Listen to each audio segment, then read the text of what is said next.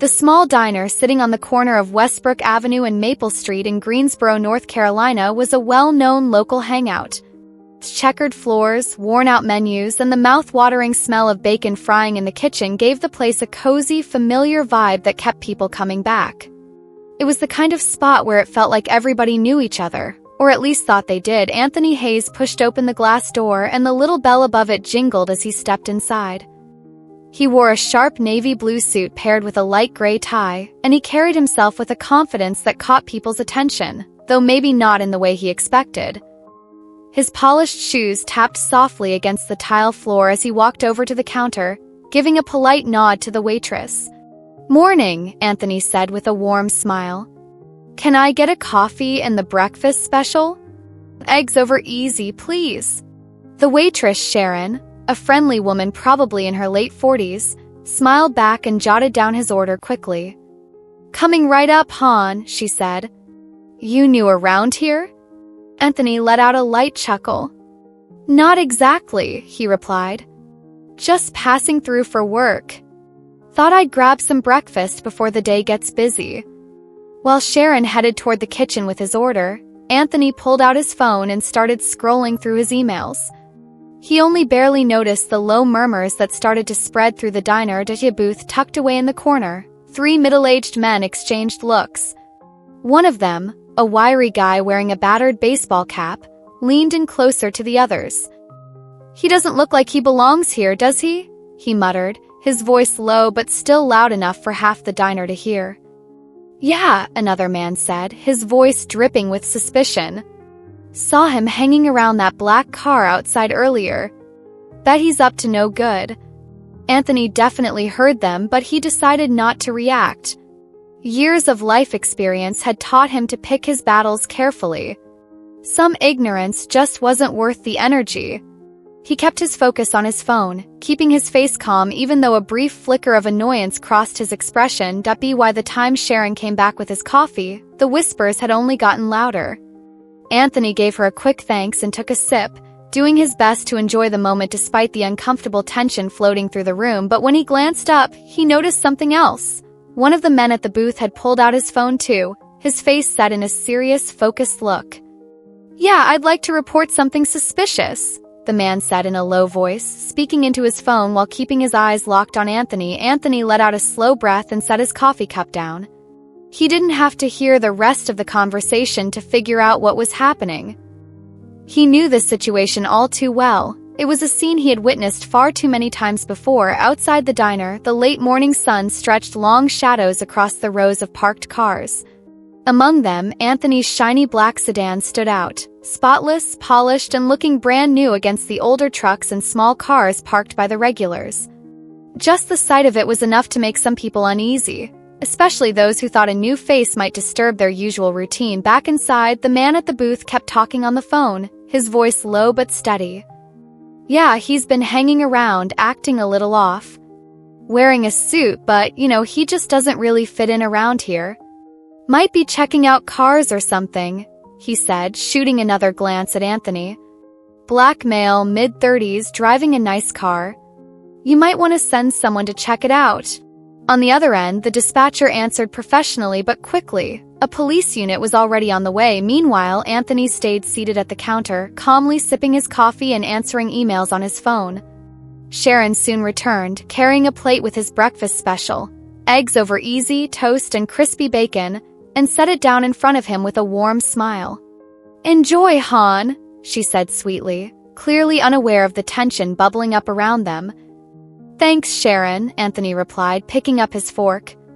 He wasn't really hungry anymore, but he knew getting up and leaving now would only make him look more suspicious. A few minutes later, the sound of a police car pulling up outside broke the usual diner buzz. Conversations grew quieter, and the whole room seemed to hold its breath. Through the window, Anthony watched as the patrol car parked right behind his sedan. His jaw tightened just a bit, but he kept his face calm. The diner door swung open, and in walked Officer James Taylor, a solid, stocky man in his early 40s, with a face that showed the wear and tear of many years on the job. His uniform was crisp, and his expression was serious and all business. Officer Taylor scanned the diner. His eyes landed on Anthony almost instantly. The mood in the room shifted. You could feel the tension. Taylor made his way over, his boots tapping firmly against the tiled floor with each step. All the other customers stared openly, their curiosity and quiet judgment written all over their faces. "Sir," Taylor said sharply, his tone firm and no nonsense. "Can you step outside with me for a moment?" Anthony calmly set down his fork and turned to face him. "Is there a problem, officer?" he asked, his voice steady and respectful. "I'll explain outside," Taylor said. "Let's go." The diner fell into an eerie silence as Anthony slowly stood up, moving carefully. As he reached for his wallet, Taylor quickly raised a hand. "Keep your hands where I can see them," Taylor barked, his voice louder now, drawing even more attention. Anthony's eyes narrowed slightly, but he stayed calm. He raised his hands, showing he meant no harm. "All right," he said quietly, "let's go." As they headed toward the door, the crowd inside started whispering again. A few people even pulled out their phones, ready to record what they assumed would turn into a scene. Sharon stayed behind the counter, frozen, her face full of worry and disbelief. Outside, Taylor's attitude grew even more serious. "We've gotten reports of suspicious activity," he said, nodding toward Anthony's car. "Mind telling me what you were doing out here?" Anthony stayed composed. "I parked my car and came in for breakfast," he answered simply, showing no sign of anger even though the situation was ridiculous. Taylor crossed his arms, studying him carefully. "You got any ID on you?" he asked. "Yes," Anthony replied. "It's in my wallet." "Don't move," Taylor snapped, reaching toward his belt for the handcuffs. Before Anthony could say anything else, Taylor grabbed him, turned him around, and pushed his arms behind his back. "Officer, this really isn't necessary," Anthony said, his voice still calm but firm. "I already explained why I'm here." Taylor didn't respond. Instead, he locked the cuffs around Anthony's wrists with a sharp click. "We'll see about that," he muttered under his breath. Inside the diner, faces pressed against the windows, watching it all unfold. The people inside the diner had crowded around the windows, their phones pressed against the glass, filming every second of what was happening. Anthony stood tall, calm, and steady as Officer Taylor led him toward the patrol car. The late morning sun gleamed off Anthony's sleek black sedan while Taylor kept a tight grip on his elbow. The metal cuffs around Anthony's wrists clicked softly as Taylor adjusted them, glancing back and forth between Anthony and the crowd gathering inside. Outside, a few pedestrians had also stopped to watch, their faces showing a mix of shock and curiosity. Anthony stayed composed, his back straight and his eyes steady. "Officer," he said, his voice even but firm, "I've asked you to check my ID. It's in my wallet inside my jacket. That should clear this up quickly." Taylor let out a dry laugh and shook his head. "We've heard that before," he said, his voice full of doubt. "People like you always got a story. We'll sort it out down at the station." Anthony's jaw tightened slightly at the comment, but he kept his cool. He knew better than to react. Years of experience had taught him the strength of staying calm. Even when everything in him wanted to push back, the tension was heavy as Taylor pulled open the back door of the patrol car, ready to shove Anthony inside. But before he could, the sound of another police car pulling up grabbed everyone's attention. A second cruiser rolled to a stop, and a younger officer quickly stepped out. Officer Daniels, who looked fresh-faced and clearly confused as he took in the situation. "Taylor!" Daniels called out, walking quickly toward him. "What's going on here?" "Got a call about a suspicious guy hanging around," Taylor said casually, jerking his thumb toward Anthony without even looking at him. "Found him inside the diner. Claims that black car is his. We'll confirm it at the station." Daniels stopped in his tracks, staring hard at Anthony. Recognition lit up his face, and his eyes widened in disbelief. "Wait," Daniels said, his voice growing louder. "Is this some kind of joke?" Taylor frowned, looking from Daniels to Anthony, confused. "What are you talking about?" he demanded. Daniels rushed over to Taylor, lowering his voice but speaking urgently. "That's Special Agent Hayes, FBI. He's one of the lead agents assigned to this district. You've got the wrong guy." Taylor's face changed immediately, confusion giving way to panic. "What?" he hissed. "You're telling me he's—" "Yes," Daniels interrupted firmly. Check his ID if you don't believe me." Anthony, still calm but clearly frustrated, turned slightly toward Taylor. "I asked you to do that earlier," he said evenly. "All of this could have been avoided." Taylor hesitated for a moment, then clumsily reached into Anthony's jacket pocket and pulled out his wallet. He opened it, and his face instantly turned pale as he stared at the badge and credentials inside, confirming Anthony's identity. Taylor looked up at Anthony, then at Daniels, his mouth opening as if to say something, but no words came out. By now, the crowd at the diner's window had grown even bigger. Several people were recording everything on their phones, their voices murmuring loud enough to be heard across the parking lot. Taylor glanced nervously at them, then back at Anthony, his face burning with humiliation. Anthony, still handcuffed, stayed composed. "I think it's time you take these off," he said, his voice sharp but controlled. Daniels immediately stepped forward, pulling out a key and unlocking the cuffs.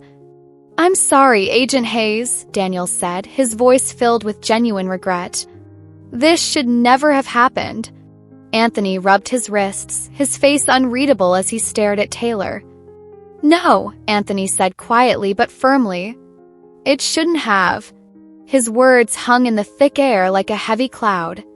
Taylor stood there, frozen, his face stiff with shame. The parking lot seemed heavier than the humid North Carolina air. Anthony stood free of the cuffs now, but not free of the weight of what had just happened.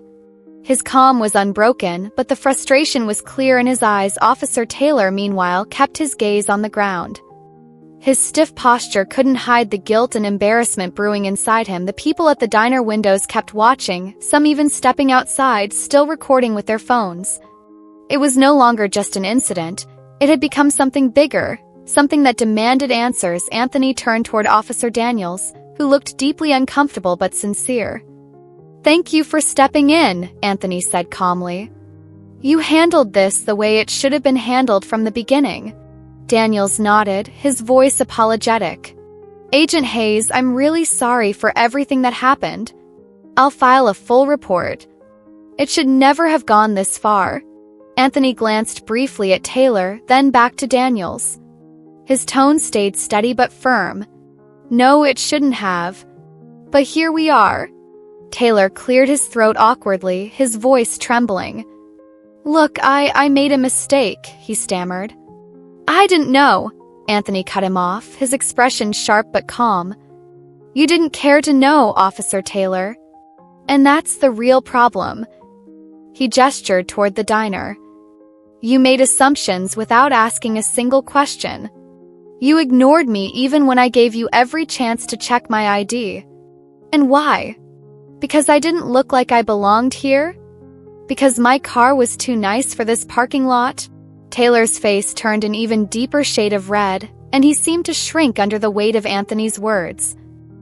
He opened his mouth to respond, struggling to find anything to say, but Anthony lifted a hand, stopping him before he could speak. "This isn't about me being with the FBI," Anthony said, his voice heavy with years of frustration. "It's about what happens when people like you, people in positions of authority, let bias drive their actions." He paused, making sure every word landed. "I'm lucky. I had a badge to prove who I was. But what about the men and women who don't? What happens to them when they aren't believed? When no one gives them the benefit of the doubt?" Crowd outside the diner had gone completely quiet. Every face was turned toward Anthony now. Even those who had seemed suspicious earlier were now watching with a mix of respect and shame. Sharon, the waitress, stood just inside the doorway. Her hand covered her mouth and her eyes glistened with tears. Anthony let out a long breath, his voice softening though it stayed firm. "We have to do better. All of us. But especially you," he said, locking eyes with Taylor. "Because when you fail to do your job fairly, you're not just failing people like me, you're failing the very community you're supposed to protect." Taylor tried to speak, but no words came out. His hands hung helplessly at his sides, his shoulders slumping under the weight of Anthony's words. Daniels, standing next to him, nodded slowly, his face serious. "Agent Hayes," Daniels said, stepping forward, "if there's anything I can do to help make this right..." Anthony shook his head and gave a small, tired smile. "Do your job," he said. Do it better than it was done today. That's all I ask." With that, Anthony turned and walked back toward the diner. Crowd moved aside to let him through. Some quietly whispered apologies while others looked down, ashamed to meet his eyes. The door. Sharon waited for him, her voice shaky. "Your breakfast is on the house, Mr. Hayes," she said, blinking back tears. "I'm so sorry." Anthony nodded, his face softening a little. "Thank you, Sharon," he said gently. "But I think I've lost my appetite." He stepped back inside the diner and paused near the counter. His eyes swept over the room. People who had been whispering earlier now sat in heavy silence, their eyes fixed on him. The weight of what had just happened filled the air. Thick and uncomfortable, Anthony stood there for a moment, breathing deeply. Then he turned to face the room. "I've been in this position before," he said, his voice steady and clear. "Not here, not exactly like this, but I've been here." He paused, letting the truth settle over the room. "I've been wrongly judged, wrongly accused. And I'm standing here now because I know I'm not the only one." He looked around at the faces staring back at him. "This happens every day. It happens to people who look like me, to people who don't have a badge, to people who don't have the resources to defend themselves."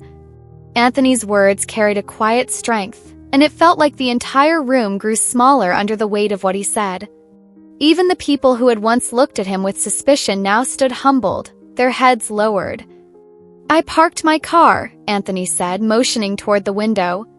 "I ordered breakfast, just like anyone else would. I didn't act suspiciously. But somehow that was enough to make me a suspect. Enough for someone to pick up the phone and call the police." He paused, giving his words time to sink in. "I want you all to really think about that," he continued. "Think about how quickly someone's life can be turned upside down just because of an assumption." Behind the counter, Sharon, the waitress, stood frozen, her hand covering her mouth. Tears welled in her eyes.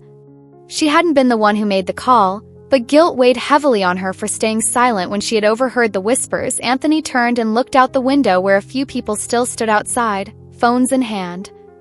"To those recording this," Anthony said, his voice steady, "I hope you're doing more than just filming a moment. I hope you're thinking about the message you're sharing, the lesson you're showing." He paused again, his tone sharp but fair. "This isn't just about one bad officer or one bad phone call. It's about what happens when we let fear and bias drive our actions." Anthony turned back to the room, locking eyes with Officer Taylor, who had now stepped quietly inside, holding his hat nervously in his hands. Taylor's face was pale, his body stiff. He looked like he wanted to say something, but Anthony lifted a hand to stop him. "I'm not here for an apology," Anthony said firmly. "What I need is accountability. What I need is for this kind of thing to stop happening, not just to me, but to anyone." He let that sink in before adding, "Because next time it might not end like this. The next time someone could get seriously hurt." Taylor lowered his head, nodding faintly, shame heavy on his face. Then the younger officer Daniel stepped forward, keeping his voice calm and firm. Daniel said, "Agent Hayes, I'll personally make sure this gets reported and handled properly. It's not going to get brushed aside." Anthony gave him a small nod, showing he heard him, then turned his attention back to the others in the diner. "We all have a part to play in making things better," he said, looking around the room. "It starts with questioning the assumptions we make, speaking up when we see something wrong, and holding each other accountable." The diner stayed completely quiet. Anthony's words hung in the air, heavy and unforgettable. Slowly, Anthony gathered his things and got ready to leave. Before stepping out, he paused and glanced back one more time. "I hope that the next time I come here," he said, his voice steady, "it'll just be to enjoy a good breakfast." With that, he pushed the door open and walked outside, leaving the diners behind to sit with their thoughts, their faces marked by the weight of everything that had just happened. But the story didn't end at that diner. By the end of the day, several videos of the incident had hit social media. Clips showing Anthony Hayes being handcuffed, then calmly proving he was an FBI agent, spread quickly, gaining millions of views within just a few days. In Greensboro, the reactions were mixed. Some community members were outraged by how Anthony had been treated, demanding swift action against Officer Taylor.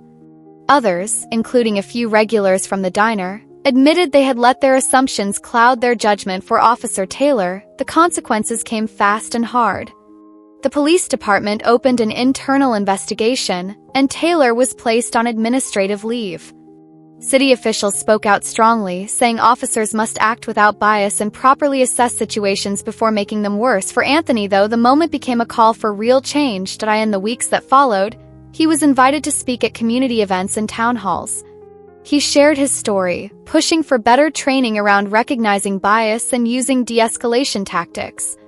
The way Anthony had stayed calm and clear during the incident struck a chord with many, turning a painful experience into a powerful lesson for the whole city. Changes even came to the diner. Sharon and the rest of the staff went through sensitivity training. The owner put up a new sign by the door that read, "Everyone is welcome here." A few days later, the same group of men who had made the call to police came back, but this time they brought an apology. After much thought, Anthony decided to visit the diner again. He accepted the apology with grace, but his words carried a strong reminder. "Apologies are a good start," he said, looking each of them in the eye. "But real change happens when you stop and question your assumptions before you act. That's what I'm asking from all of you." Over time, the diner became quieter, but its reputation stuck around. It was now known as the place where an FBI agent stood up against bias. It had become a reminder of the ongoing work needed to build a community where everyone feels safe, seen, and respected. Anthony went back to his work with the FBI. Even though he moved forward, the memory of what happened stayed with him. He didn't carry it as a burden, but as a reminder of why his work mattered, not just for solving cases, but for setting a real example of what justice is supposed to look like. The story spread across the country. Anthony's words were shared and quoted everywhere. "We all have a role to play in making this better. It starts with questioning our assumptions and holding each other accountable." In the end, the incident didn't just change Officer Taylor, the people in the diner, or even just the local community. It turned into a story of hope and real transformation, proof that even when injustice happens, there's a chance for progress when people are willing to reflect, learn, and grow.